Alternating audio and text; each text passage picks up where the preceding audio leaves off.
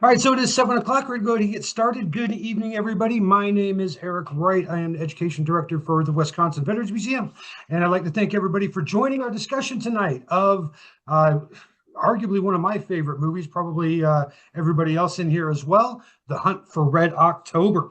I do not have any security features enabled tonight, so that means everybody can join the conversation. We're certainly going to have a lot to say. Sorry, just one moment. Stop that.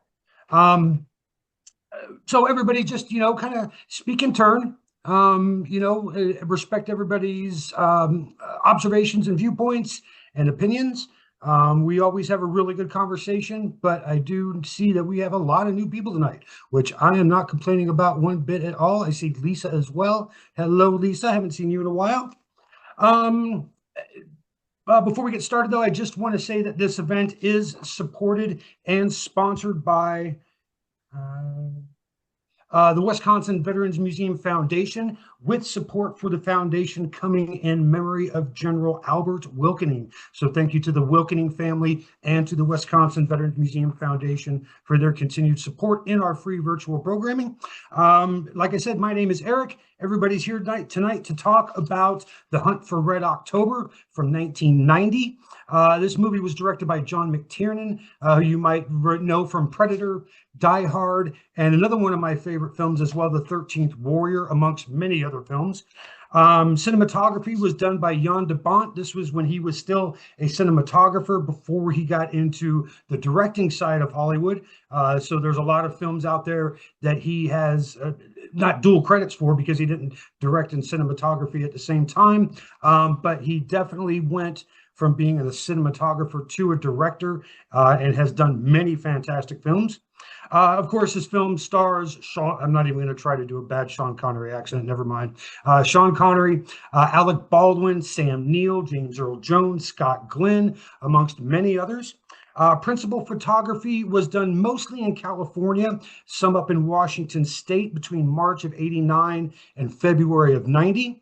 Is distributed by Paramount Pictures with the release date here in the U.S. of March 2nd of 1990. So they were cutting that principal photography really close to the release date. It had an original budget of $30 million. And can anybody guess what its box office receipts were? No, 200 million bucks. Invest 30 million, reap 200 million, and that's just in box office receipts.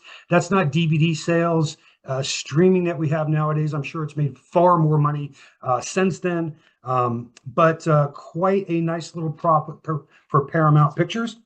The first thing that we usually do is just kind of go through the room and see how everybody liked the movie briefly. And I will just go in order of my tiles up here. Paul Barth, what did you think of the film?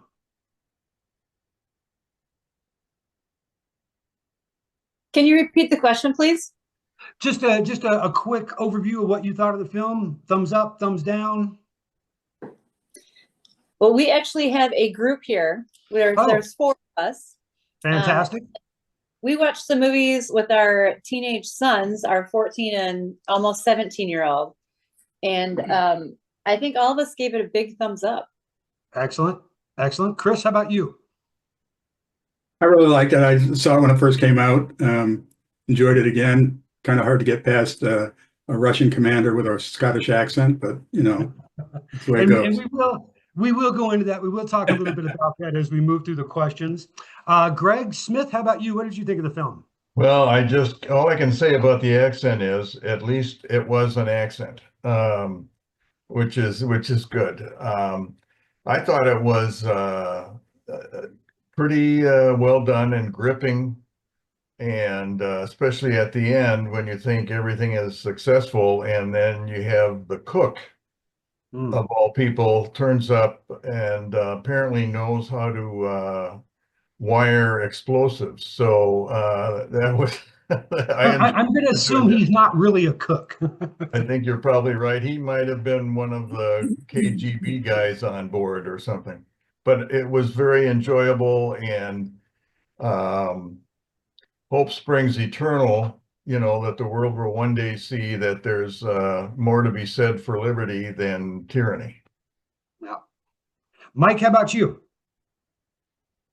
I really liked it. I saw it like years and years ago, and I rewatched it the other night, and I really liked the performance by Scott Glenn. I thought he did a really good job, and he based it on a real admiral that he spent some time with. I just liked the way he was very calm, everything he did in his orders and stuff, which was great. Um, I was wondering at the beginning, like how long Sean Connery and Sam Neill were gonna keep up the Russian dialogue, because at some point, it's like, well, that's all we got. Yeah. But Oh, sorry, go ahead. I thoroughly enjoyed it. I thought it was good. Excellent. God, we're getting more people in. I think this is the most people we've had attend a movie discussion in quite some time. Just for the sake of time, we go through everybody. Is there anybody out there who didn't care for the film? Not that I'm trying to single you out, but we just certainly always like to get different perspectives from people. Otherwise, I am just going to start skipping into the questions. Otherwise, we're just going to sit here and tell each other how much we like the film, and that will probably take a good 20 minutes. So anybody not care for the film? Anybody find anything that they just didn't really, connect with them, or was it good filmmaking or anything like that? No? Well, good. Then I won't have to kick anybody out of the meeting then, because if you thought that, well, you're probably in the wrong group. Just kidding. There's a little bit of humor there. I'm not too humorous and usually not very funny, but I try my worst sometimes. So just straight out of the gate, the very beginning of the movie, we're getting to meet both Captain Ramius, Sean Connery, and Jack Ryan, Alec Baldwin. We meet them in two very different ways. Sean Connery is on top of his submarine with Sam Neill. They're getting ready to go out to sea. It's a cold, hard morning. They are speaking their very bad Russian. Fortunately, they're doing it in short words instead of trying to do whole paragraphs, which I thought was fantastic. And then we also see Orion heading out to Washington as they're getting word of this new submarine being launched. Those two opening scenes, did you think that they pulled you immediately into the film? Did they engage you right away and make you want to watch more of this film? Or did they kind of leave you questioning what's going on here? Maybe, I don't know. I'm not so sure what's happening. What did everybody think on that? Well, it had me from the minute they left the Polyarny Inlet. Yeah, that was a pretty hard scene. That just the way that water was moving with the wind. It looked like a very cold morning. I would not want to be out there at all. It looked like Madison a couple of weeks ago, probably even worse. But yeah, I thought so as well. Watching them on top of that submarine, and then as the scene pulls back and you see the entire submarine laid out before you, that was pretty impressive considering the fact that that wasn't even a real submarine. That was two frigates that they had kind of welded together and painted to look like a submarine. If you could see what was underneath the water, it looked nothing like a submarine at all. But they sure did a good job, portraying it as a full-size Soviet submarine with Sean Connery and Sam Neill up there. I was rather impressed, and I didn't know that that was not a real submarine until I started doing my research. I always thought it was. Anybody else got any thoughts on that opening scene or opening scenes?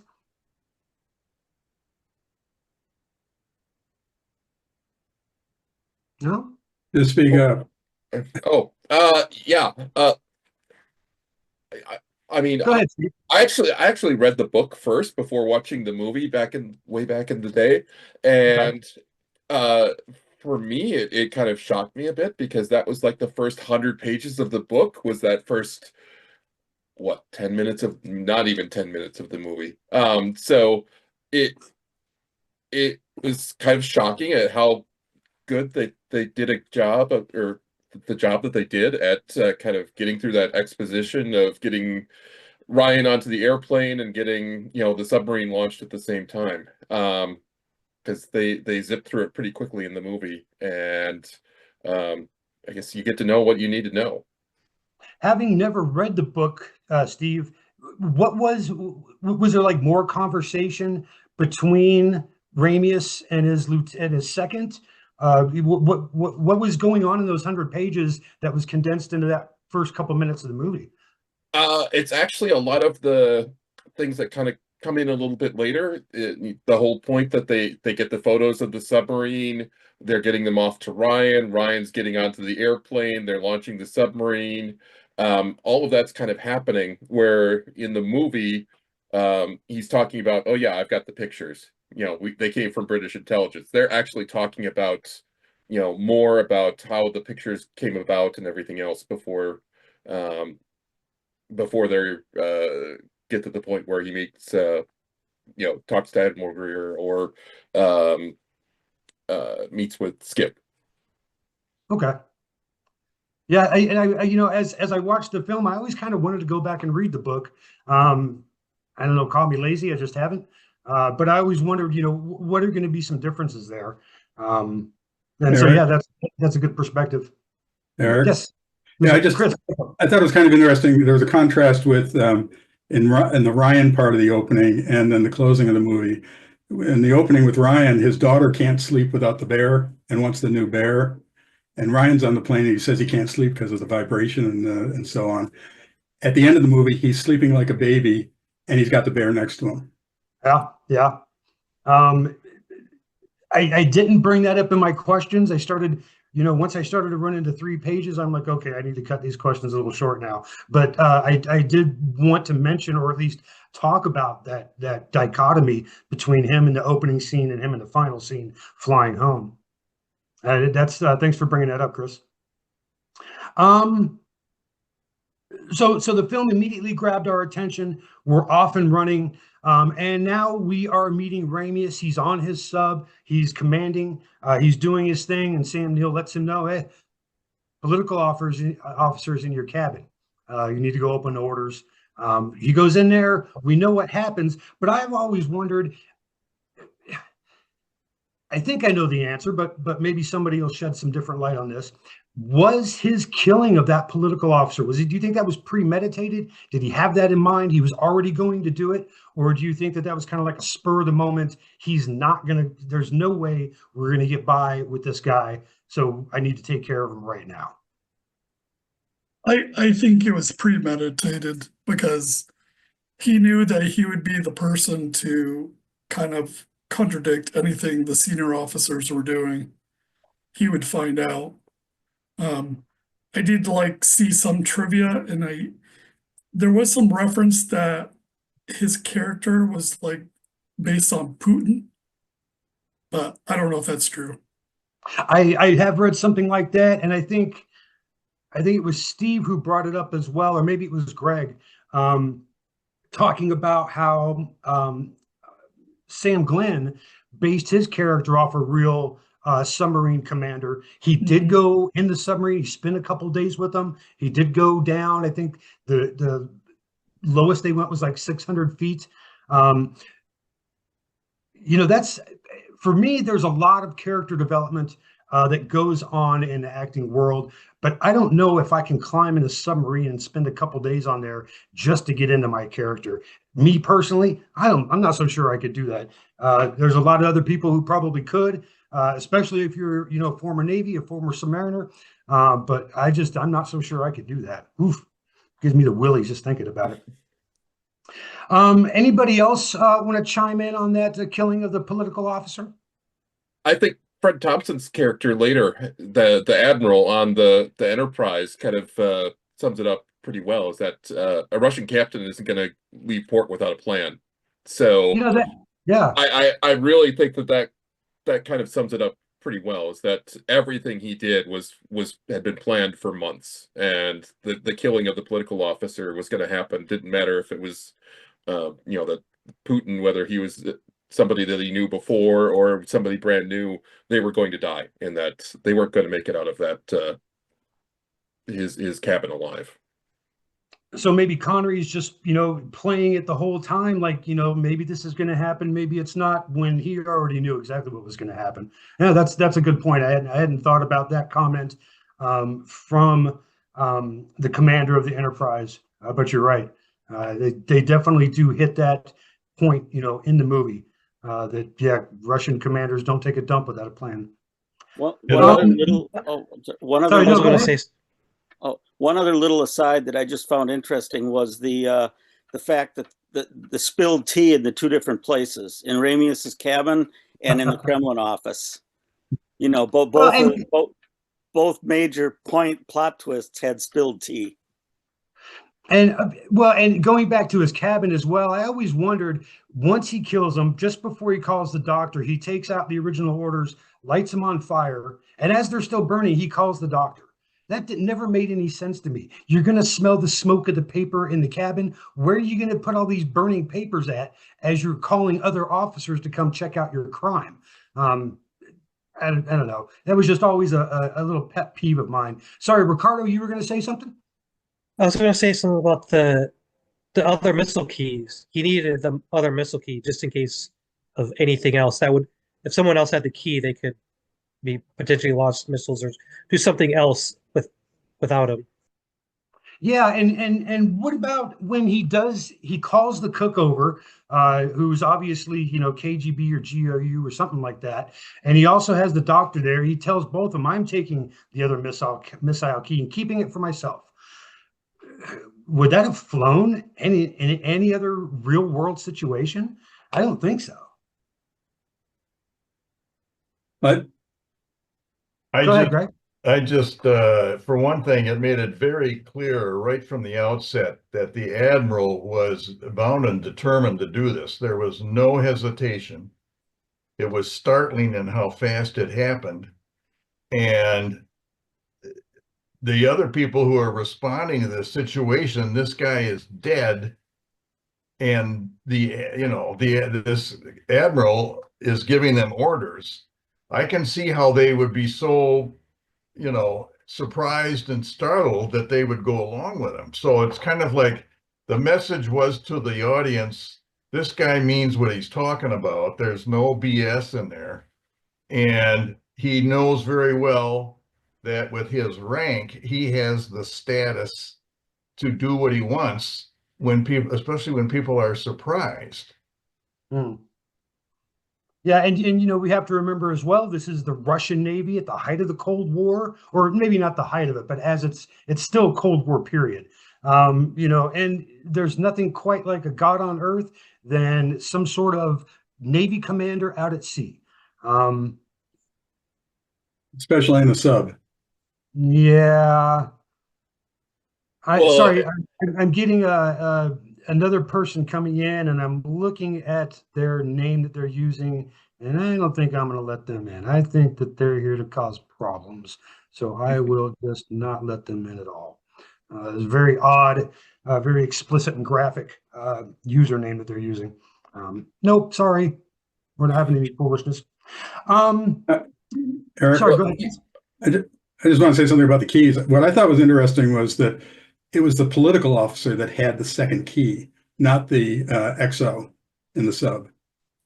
Yeah, and I could see that, the XO and the sub, they don't say specifically, and I don't know, Steve, maybe you can speak to this since you read the book. Maybe it does highlight that in there, that they perhaps served together.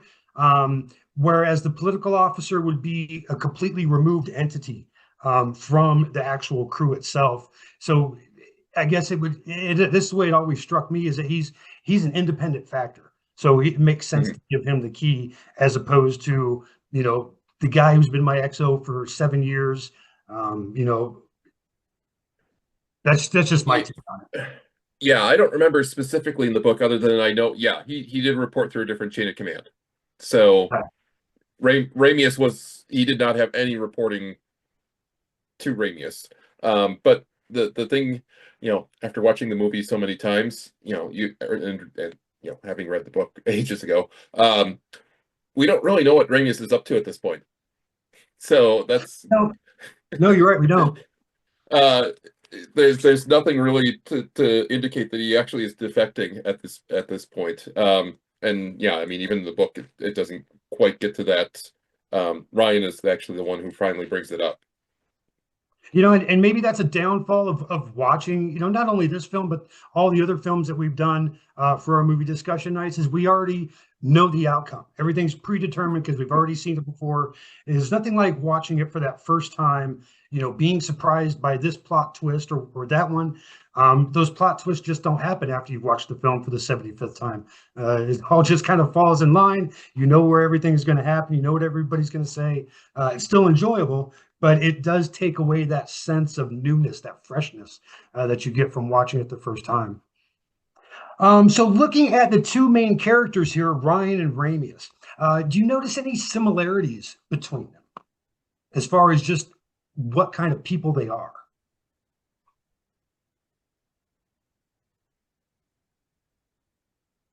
I think they're both highly intelligent and analytical people as far as their thought process and how they dissect and think about things.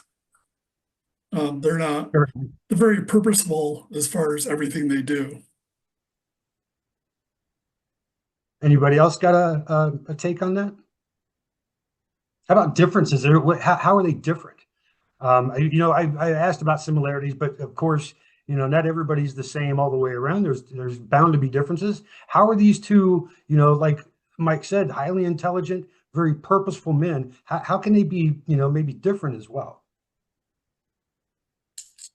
I think Jack Ryan is very much winging it in this movie. After he meets with the National Security Advisor, he says, he knows he's expendable, so this is just a shot in the dark to see if he's right. But Ramius is completely confident in everything he's doing, like even the sub maneuver. He's super casual, even though like if they're off by a ship's length, they're gonna die. So I thought that part was kind of a cool difference between them. Yeah, and to kind of just highlight that even more, I love every time Ryan says, "Damn it, Jack, write a memo next time." Every single time, it cracks me up. We had talked about that though at length about how everything that Ramius had done was very methodical and strategic and thoroughly planned, whereas everything Ryan did was kind of wing of his pants. He had like a general plan, but not a well-defined plan. Yeah, for sure. There's a few times he's probably, and just like you said, next time I'm going to write a memo because there's no way I'm jumping in to the North Atlantic again. No way. So we are now sitting in the briefing room at the White House. Everybody's talking to Jeffrey Pelt, the National Security Advisor. And all of a sudden, Jack Ryan comes up with this, everybody's thinking that he's going to attack. Ramius is. He's on his way to park right off of New York and DC. And Ryan comes up with this kind of harebrained idea that maybe he's going to defect. How does he come up with this idea, and how does that sit with the rest of the room?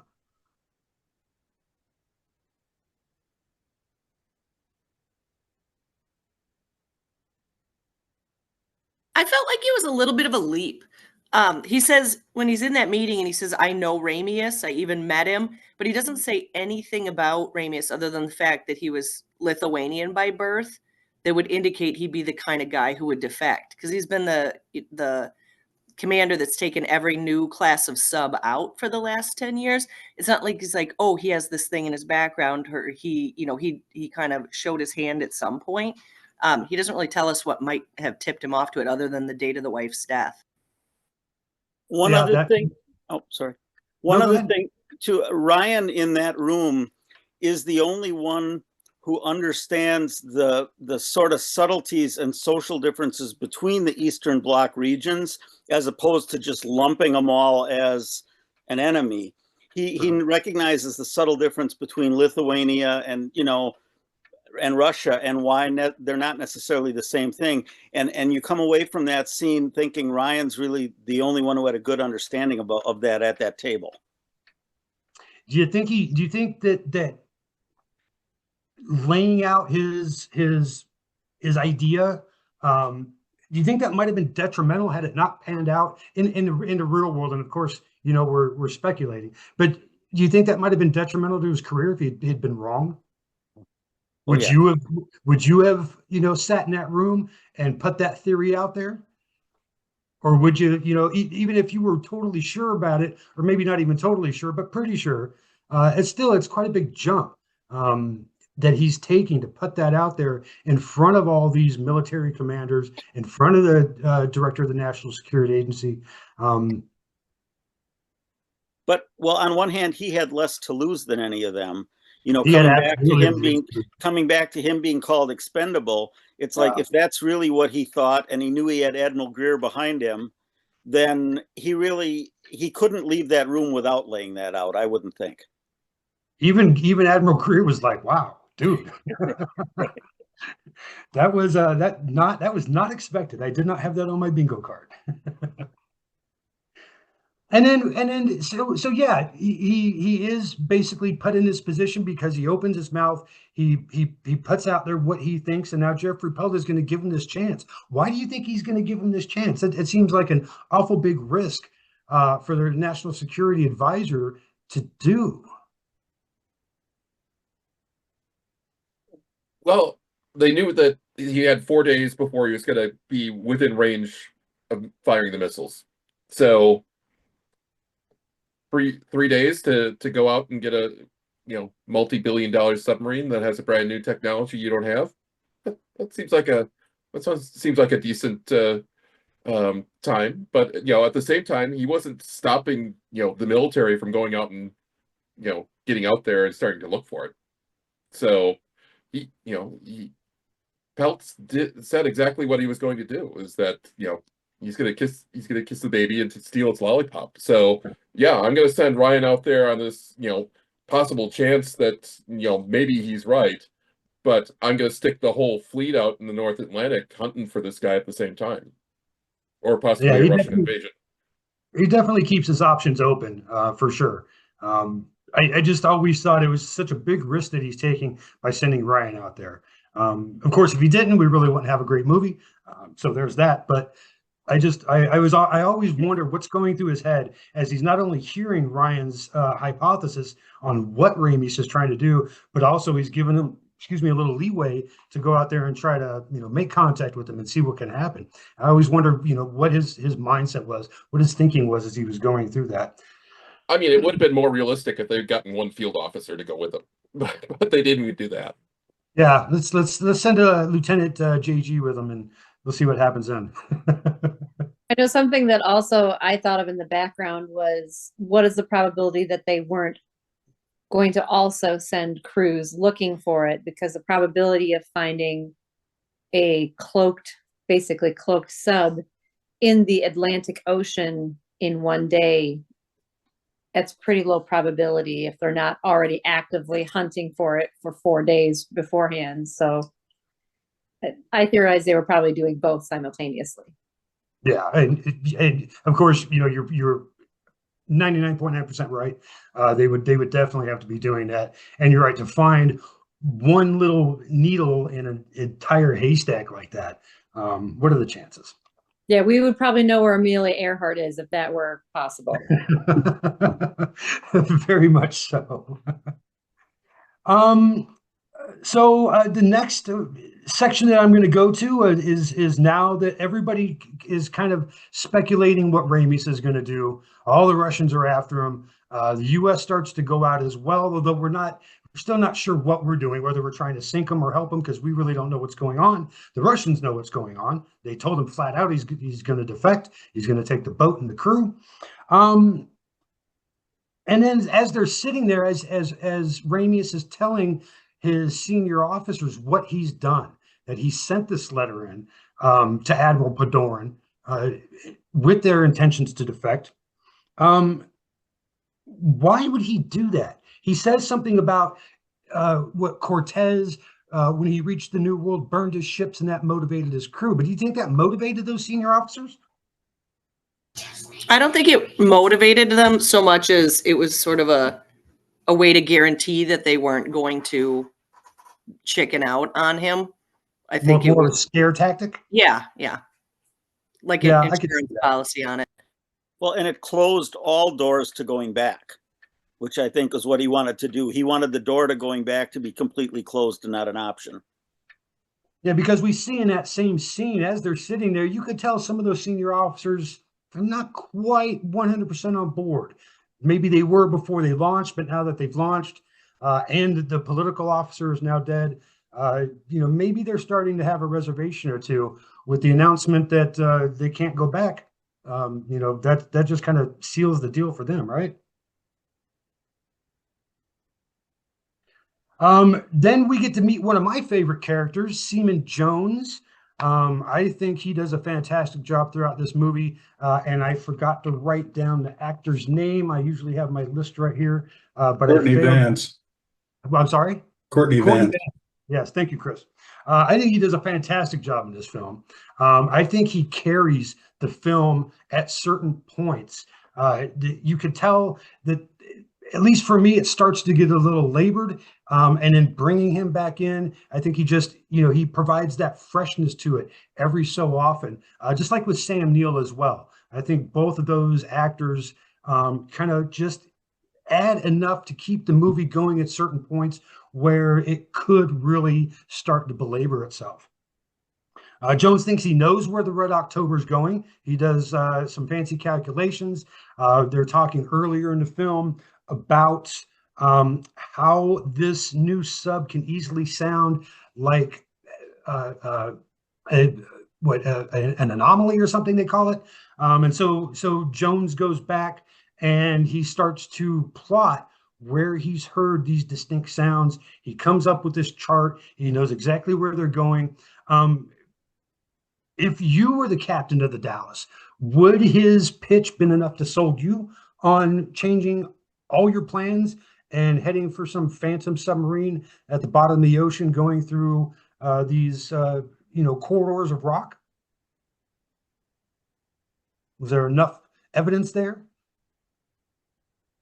Yeah, exactly right, Toby. Thank you. Seismic anomalies and whales doing their business. Correct. I don't know. One of the things I enjoyed was the respect between. I think that Jonesy's character was surprised by the respect he had from Captain Mancuso. I really enjoyed that part. Even though there was a vast difference in rank there, Mancuso completely respected the skill of his radio men, which I enjoyed that part of it. Yeah, you're right. That is a good point to bring up. And I mean, I'm former military. I know that some of you on here are as well. And it's always nice when you do have your leadership, your higher ups not only recognize, but trust in your calculations, your decisions, whatever it may be, whatever it is that you're doing in the military. You don't always see that. And so that is a nice point to bring up, John. Absolutely. Anybody else have any thoughts about Seaman Jones at this point in the film? I mean, he brings all the evidence that he needs, and probably more so than he needed, to just sit down and say, okay, he shows that it's probably man-made, the sound that he keeps hearing, shows exactly where he's heard it, and even plots it on the map, and draws the line right to the start of the spot where the Russian subs are running through. So yeah, he presents all the information and all the evidence that he has. It's not oh, I think if they're doing this. He actually sits down and says, okay, here, I'm going to show you everything, and you can make the decision based on that. So is his confidence in what he's found and how he's reporting it to his captain was a selling point. Not only all the information, but just his confidence is what you're saying, right, Steve? Yeah. I also thought that the captain had experience with Jones and trusted him.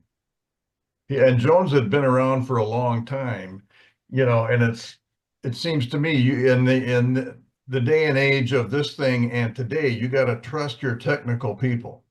Mm. Because it's not going to be Admiral Nelson who's making a gut decision about where to run his ships. This is some guy listening to hydrophones, and he's got to distinguish between all these subsurface noises. There's nobody better than this guy, and that's why I think he trusts him. and without really any hesitation, acts on what he says is happening. I probably should have asked this much earlier. Do we have any former submariners on with us tonight? Anybody who can lend that sort of perspective?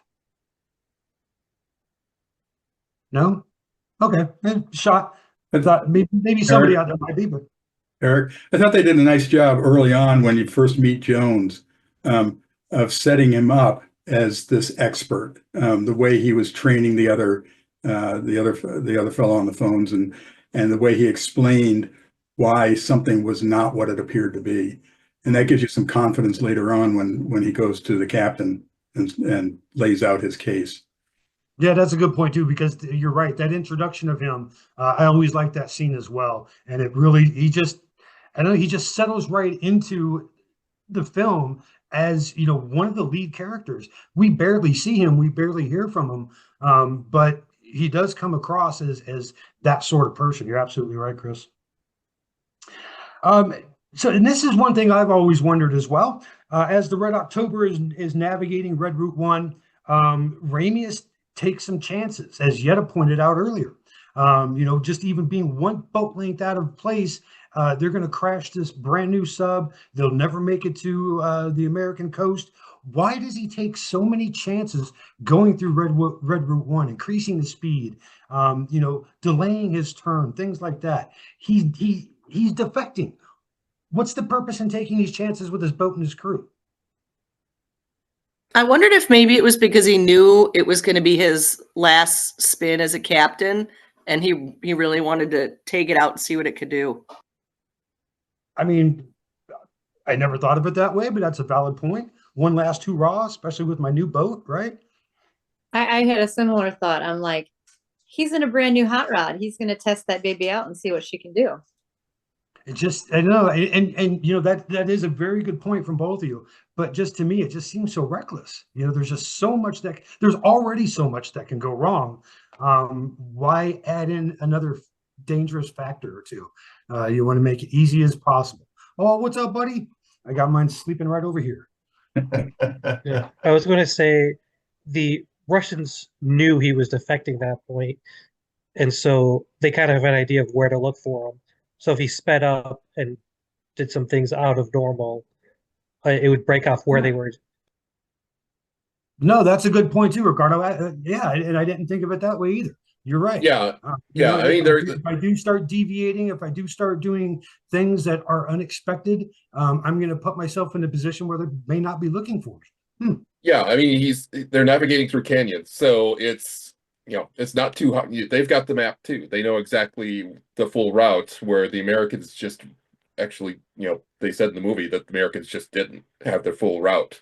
The Russians captains, you know, submarine captains and surface captains would have known exactly what the route is for all the for the submarines going through there. So if he was sticking to the same speed, if he wasn't messing around with some things, you know, a submarine could sneak up behind him that he wouldn't, you know, necessarily hear, because they were, you know, part way through, they lost the caterpillar drive, so they had to go on the propellers again. So, and they explained several times in the movie that, you know, you can sneak up right behind somebody and they won't hear you with their propellers. So he had to kind of deviate in order to just, you know, for some extra safety.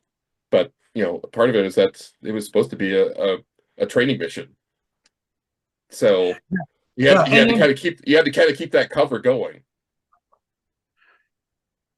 One of our old regulars just showed up. Sally, how are you? Nice to see you. Welcome. Kind of on that point, Steve. So yeah, they are supposed to be on this training mission. We've already lost our political officer, at least from the point of view of the crew. The submarine appears to have been sabotaged at one point already on their cruise, disabling the caterpillar drive. And now all of a sudden they are being overflown by aircraft, dropping torpedoes at them, trying to blow them up. After they escape the torpedo down in Red Route 1, there is a very distinct scene where all the crew is silent and looking at the captain. do you think they know what's going on by now, or do you think they still believe they're on some sort of training mission?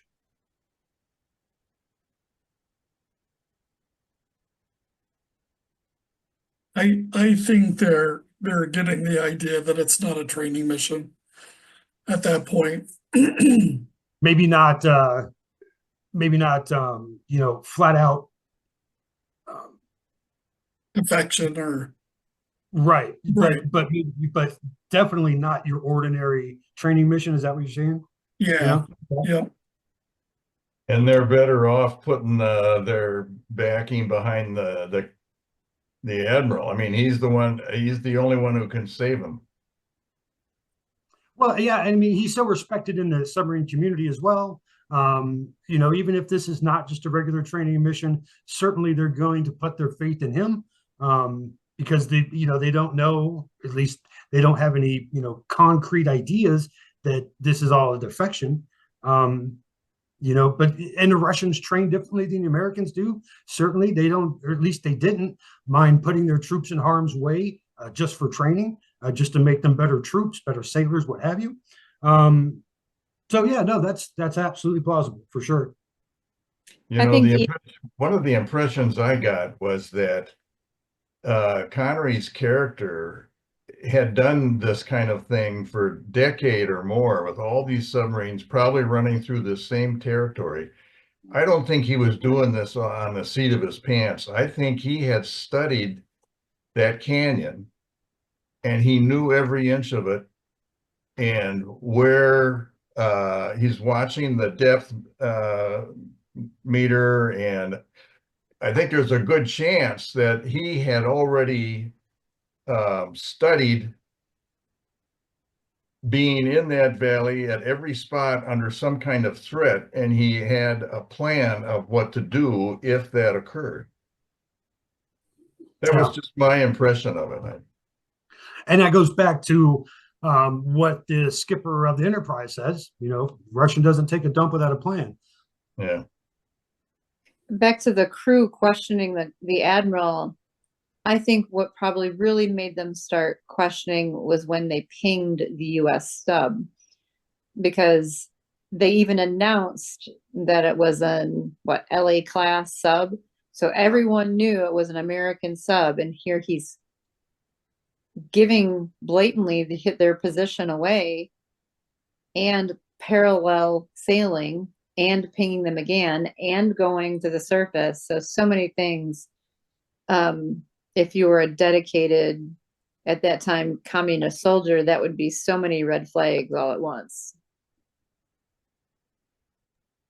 Yeah, absolutely. I think by that point, I'm not so sure that the crew ever thinks it's a flat out defection.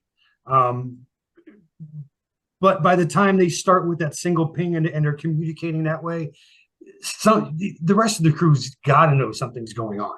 You can explain away the torpedo. We really want to test this, so we want to push it to its limits. And Sam Neill even says, if they were really trying to this, they would have hit us. But I think by the time they start to talk with the sonar, and they are, right next to each other, like you said, going up the surface, looking, you got to know something's going on. Something's just not right here. So I got about 15 minutes. I only got a few more questions left. Let's see, where was I? I kind of want to talk a little bit about Jeffrey Pelt. There's a couple different scenes where he is with the Russian ambassador. Both are somewhat comical, at least in my opinion. But the second time that they meet, the Russian ambassador admits that he is not always given the correct information or from Russia, and that actually it is not a downed boat. It is a rogue skipper, and he asks, Jeffrey Pelt for help. Do you think Pelt believes this second story, even though he was lied to the first time, and he pretty much knows what's going on anyway? But do you still think that he believes this over what Ryan is already trying to do? Or do you think he's still kind of sold on maybe Ryan's right, and I'll play along, but I'm not really going to play along?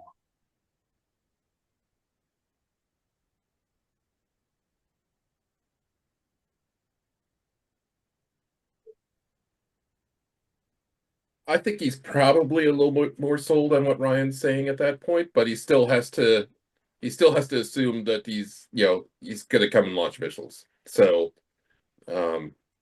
Safety they've got first.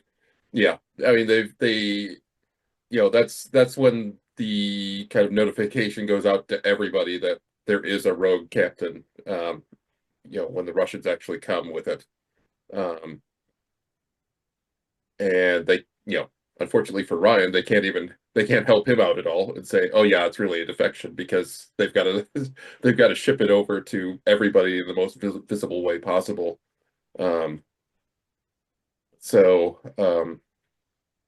Yeah, he has to play along, but I think he's probably more convinced because all the Russian ambassador seems to do is lie to him. So I think that's true. I think if he has a basic distrust of the Russian ambassador, then when the ambassador brings out that story, that almost underlines the fact that Ryan's probably correct. Yeah. Because that's the only reason the Russians would, other than that story being true, which he already distrusts, the only other reason for them wanting to get rid of the sub is if Ryan's correct. That does make sense. And he has been done dirty by the Russian ambassador once already. So no. Kind of in a similar vein, Ryan finally gets on the USS Dallas, almost drowning. Captain Mancuso doesn't really believe what he's being told, and especially since the fact that right after Ryan tells him why he's there, he gets orders that state the exact opposite of what Ryan is saying. They are sent now to find the Red October and sink her. But Ryan is able to change Captain Mancuso's mind. How does he do that? How does he so effectively take this boat captain and totally switch his mindset 180 degrees? Somebody who's already been given orders by his higher ups, who already has a plan in place and is ready to go, and at the last minute, give you a chance. Why does he give him a chance? He bluffs oh, sorry. Well, that's okay. I was just gonna say, because they'd already seen the Red October sitting there when they snuck up on it the first time. And if that thing was coming to the US with the intent of launching missiles, it would be trying to outrun the Russian Navy. It wouldn't take time to chill. I think it would just be going as fast as it could to get there instead of parking. And maybe even firing a couple torpedoes at the Dallas, right? Nobody's going to stop me because I'm going to attack the U.S. And Bart Mancuso will probably never play poker with Jack Ryan after the bit with the top and bottom of the hour. He bluffed him. He just flat out bluffed him well. Oh yeah, with this crazy Ivan remark. Yeah, I'd not forgotten about it, but it did slip my mind as I was going through my questions here and trying to think about some of the other things.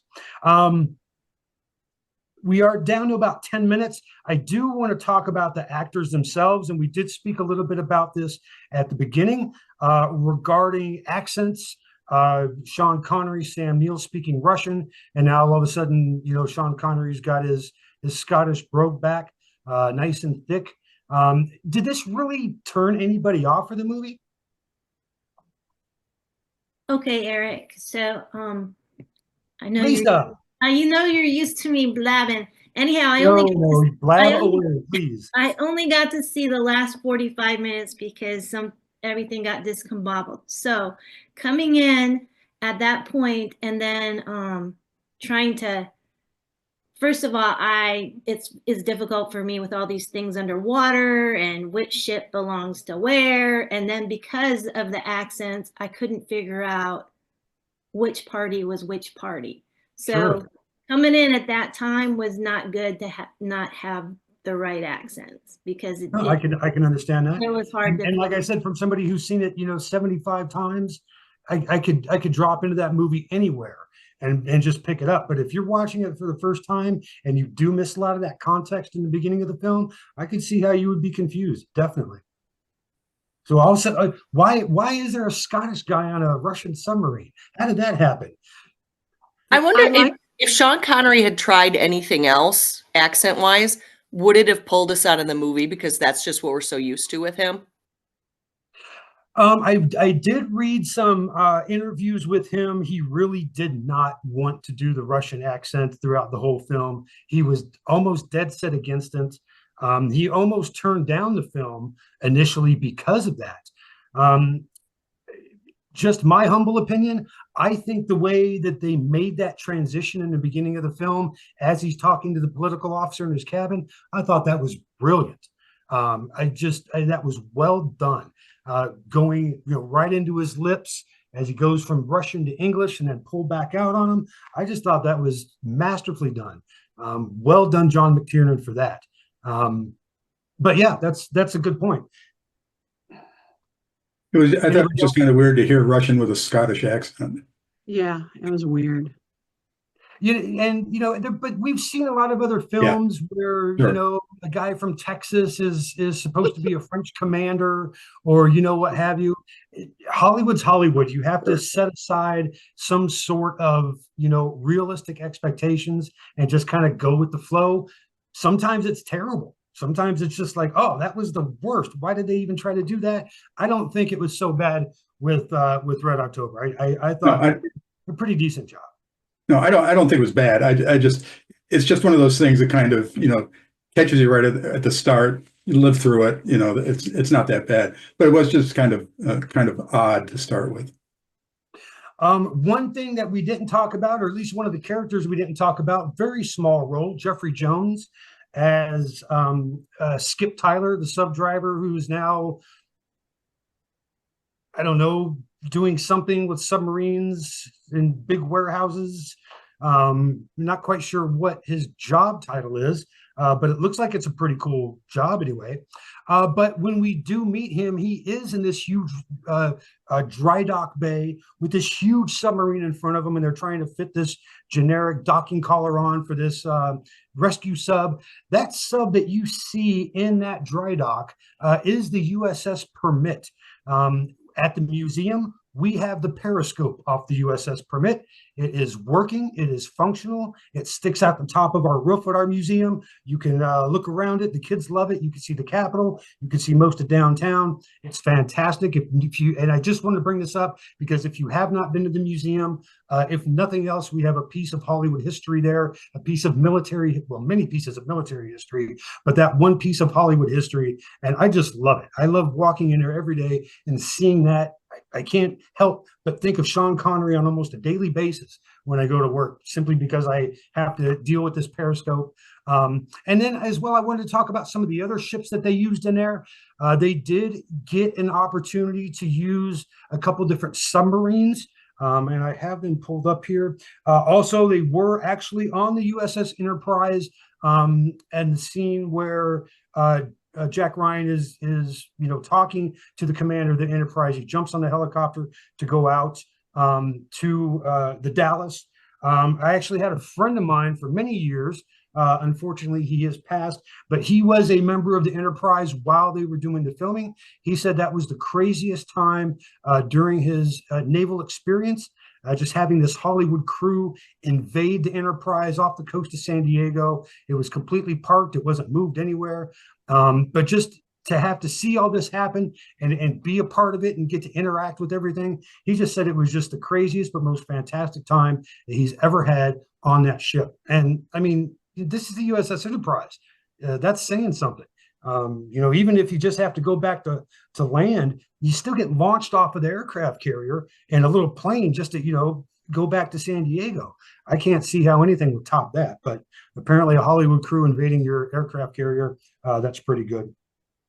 The USS Houston was used as a stand-in for the Dallas, as well as a USS Salt Lake.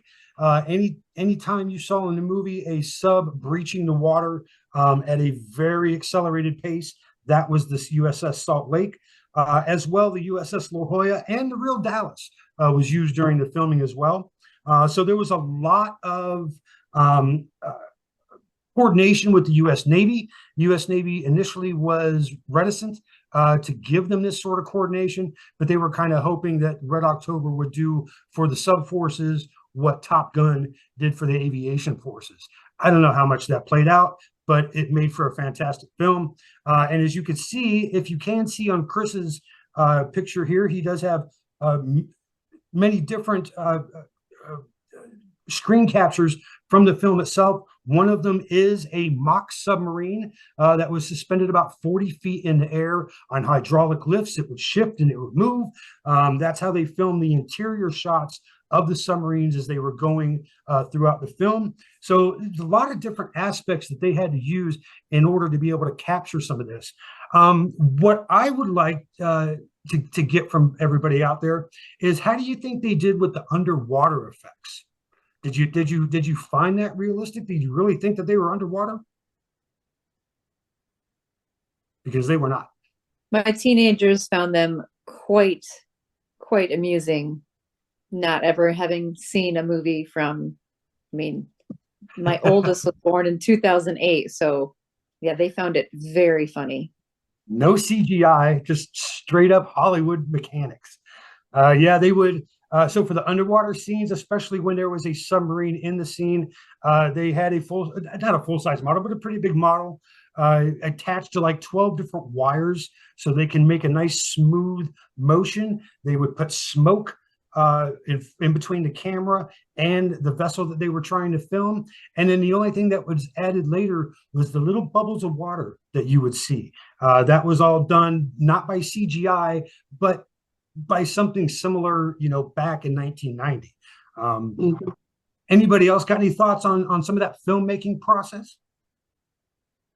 Well, just one quick comment on kids. My wife, Barb, and I have loved this movie for a long time. It was sort of a joke that whenever it was on TV, we had to watch it. Conservatively, I'd say we've probably seen it a dozen times, and we still enjoy it. Our daughters we are objects of constant ridicule with our two daughters, because they're like, oh, Mom and Dad, not Red October again. So anyway, we'll live with the ridicule. As a parent, I got to say, there's probably worse things you could be ridiculed for. That's true. So we are. Yes, go ahead, Chris. I was going to say, good friend of our family's was a submarine commander. And when I was like around 10 or 11 years old, we went down to visit them down in Norfolk, Virginia, where he was working on one of the submarines. And he took us on a tour of it. Ooh. And all I could say is that the interior scenes in this movie brought back a lot of memories. They were very realistic. And he went on to become an admiral. It was a very memorable experience to go inside and see how cramped it was, and how they had to maneuver through the narrowness of the submarine. Yeah, that's why I was asking if there's any some submariners out there. I wanted to know, how well they did as far as recreating those interior shots. The only submarines I've ever been on, I've only been on one, and it was a World War II era submarine. So I've got no frame of reference for anything modern, or at least more modern than beyond 1945. So as we are closing down here, there we go. Oh, sorry, go ahead. No, I'm laughing. I know what your question is. My last question, I saved this one to the end for every discussion we have. Who was your favorite character and why? Chris, you are first up on my tile. Who's your favorite character? I kind of like Jonesy. Okay. Just first of all, he wasn't an officer, and yet he had the respect of everybody in the crew there. Which makes me wonder, because in the Army, at least, if you went to college, you're probably an officer. He went to college, but he wasn't an officer. I don't know. Submarine world is a different world from what I understand. The rules really don't apply. Barth family, who is your favorite character and why?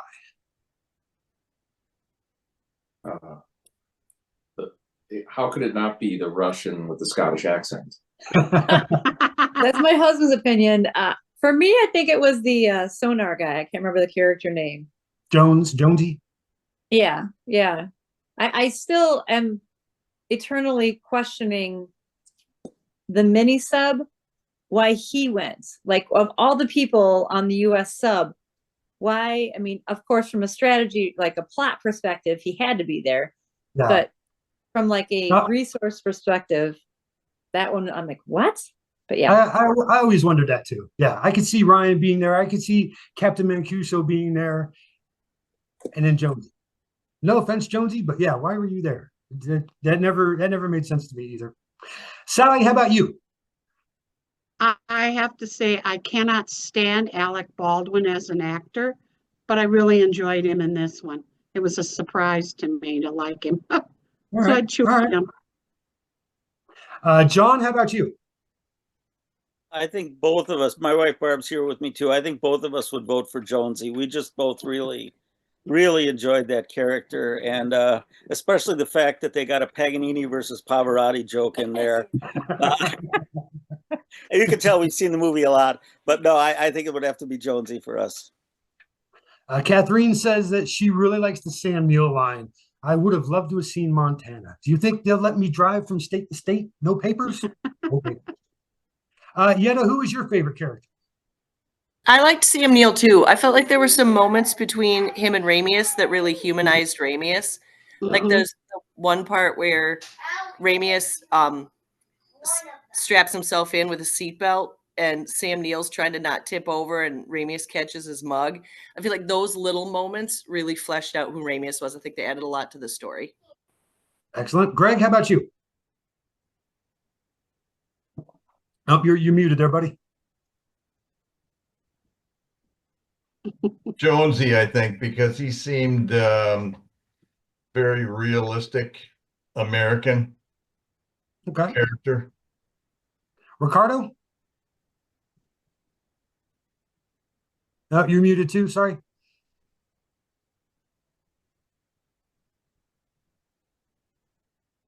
Okay, it's a toss-up between Jonesy and Jack Ryan. I was an intel guy in the Air Force, and so kind of seeing like that's not how this is done. Like you don't send the intel guy out to do anything like that. It was just kind of fun dichotomy. All right. Let's see who else here. Mike, who is your favorite character?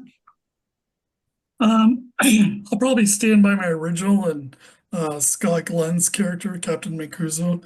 I really enjoyed his performance, I think, with Jonesy being a close second, probably. Yeah, and just to point out as well, I like how you really picked up on his calmness. I'm a former tanker, and everybody thinks that if you're in a tank crew, everybody's yelling and screaming fire commands. No, everybody is talking at almost just above a whisper. Everything is calm, sedate. That is the most sane, comfortable place inside a tank turret during combat that you could ever be. And Scott Glenn struck me with that same demeanor, that same just easiness as he's commanding his ship all around. Not even Sean Connery pulled that one off. So yeah, I really did appreciate your pickup on that. Steve, who's your favorite character? It's kind of a toss up between Sam Neill's character, I guess the lead in where he stops it after the meeting and goes, I'd never disagree with you in front of the crew, and then when the doctor says, no, we should get the men off the boat. Oh, the doctor's right, Captain. That was good. And then just to be kind of completely contrarian here, Captain Tupolev, the Stellan Skarsgård. Yeah, very small role, but yeah, no, I did enjoy his, minute and a half performance there. I'll be contrarian to everybody else as well. I really enjoyed Jeffrey Pelt. Lisa had wanted to know. I'm sorry. Oh, go ahead, Lisa. Sorry, I didn't. Oh, I was just going to throw in from the last 45 minutes, and because I knew you were going to ask this question, I was like, oh my gosh, I got to pick somebody without knowing what's going on. So I went with Sally's choice, Jack Ryan, and I thought he was very charismatic in the last 45 minutes. All right. Excellent. Like I said, Jeffrey Pelt for me, and of course, Admiral Greer. how can you not choose James Earl Jones for anything? Just the best voice ever to grace any movie, period, hands down. No offense to Sean Connery fans out there, but James Earl Jones has it going on. I'd like to thank everybody for joining us tonight, taking an hour out of your Friday evening and sit here and talk with us about, movies, filmmaking, acting. We do this every other month. I do not have a sense of what March's movies, well, actually I do. I'm kind of leaning toward maybe something a little more fun, maybe like Gladiator or Starship Troopers. But I don't know, we'll see.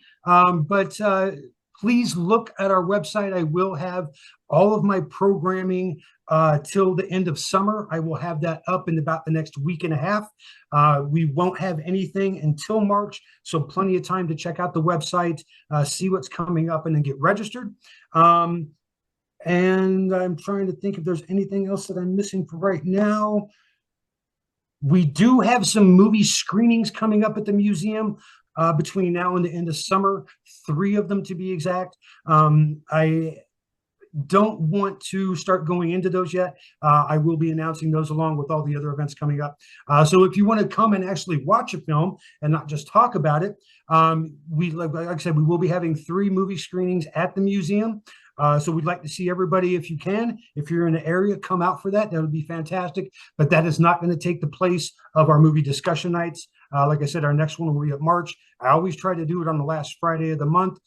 So please look forward to those. You can find all the information at our website, wisvetsmuseum.com/events. And just once again, everybody who showed up tonight, this is fantastic. Thank you.